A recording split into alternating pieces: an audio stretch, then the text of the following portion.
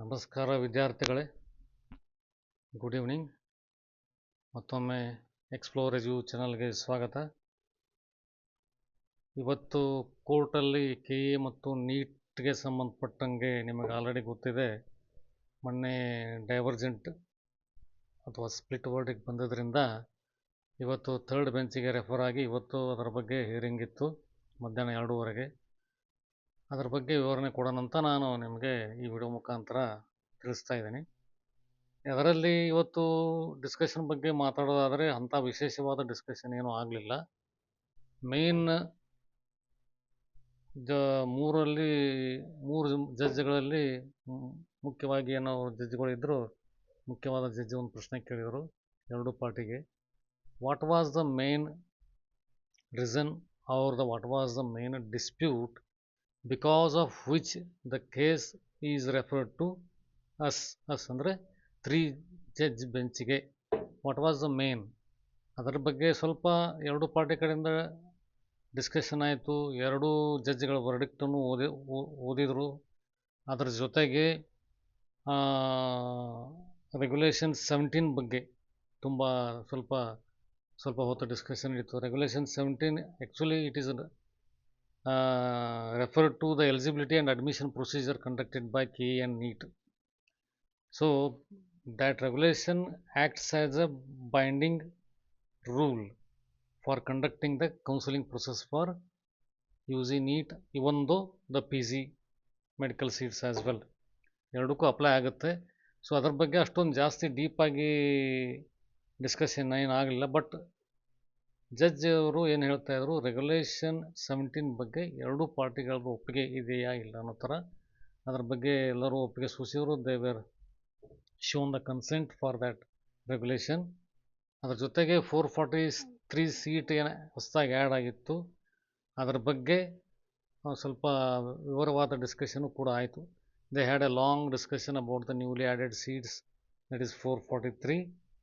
And also they were trying to mention that how the procedure was conducted, whether there was any dispute regarding that counseling process conducted by the KA from the both the parties.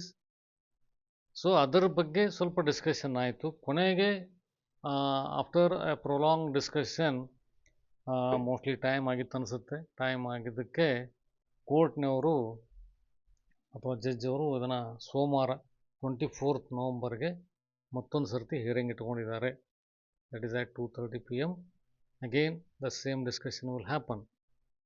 Most probably ಇದನ್ನೆಲ್ಲ ನೋಡಿದರೆ ಅವ್ರು already ಅವ್ರಿಗೆ ಎರಡೂ ಪಾರ್ಟಿಗಳಿಗೆ petitioner ಮತ್ತು respondent ಏನಿದ್ರು ಅವ್ರಿಗೆ ಕೂಡ direction ಕೊಟ್ಟಿದ್ದಾರೆ.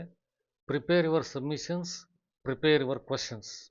So it means that come with full clarity for the discussion are the hearing. So most probably ಅದರ ಪ್ರಕಾರ ನೋಡಿದರೆ, so they will have a final conclusion on Monday. ಅದರಲ್ಲಿ ಏನಾಗ್ತಾ ಇತ್ತು ಅಂತಂದರೆ, ಈಗ ಎರಡೂ ವರ್ಡಿಕ್ಟ್ ಬೇರೆ ಬೇರೆ ಥರ ಬಂದಿರೋದ್ರಿಂದ ಅದರ ಬಗ್ಗೆ ಸ್ವಲ್ಪ ಮಾಹಿತಿ ಸಂಗ್ರಹಣೆ they are trying to collect more information regarding those split verdicts. ಅದರ ಜೊತೆಗೆ ಕೌನ್ಸಿಲಿಂಗ್ ಪ್ರೊಸೆಸ್ ಯಾವ ಥರ ಆಗಿದೆ, ಅದರಲ್ಲಿ ಏನು ಡಿಸ್ಸ್ಯಾಟಿಸ್ಫ್ಯಾಕ್ಷನ್ ಇದೆ ಎರಡೂ ಪಾರ್ಟಿಗೆ ಅಥವಾ ಪೆಟಿಷನರ್ಗೆ. ಮುಖ್ಯವಾಗಿ NMC ಗೈಡ್ಲೈನ್ಸ್ ಏನು ಹೇಳುತ್ತೆ, ಹೊಸ ಸೀಟ್ಸು ಯಾವಾಗ ಆ್ಯಡ್ ಆಗಬೇಕಾಗಿತ್ತು. One of the party was mentioning that it was added after the due date, that is May 31. ಅದರದ್ದು ಕೂಡ ಡಿಸ್ಕಷನ್ ಆಯಿತು. ಬಟ್ ಯಾವುದಕ್ಕೂ ಕೂಡ ಅಂತಿಮ ಕ್ಲಾರಿಟಿ ಸಿಗಲಿಲ್ಲ. There was no final clarity on the today's hearing. So the hearing is postponed again on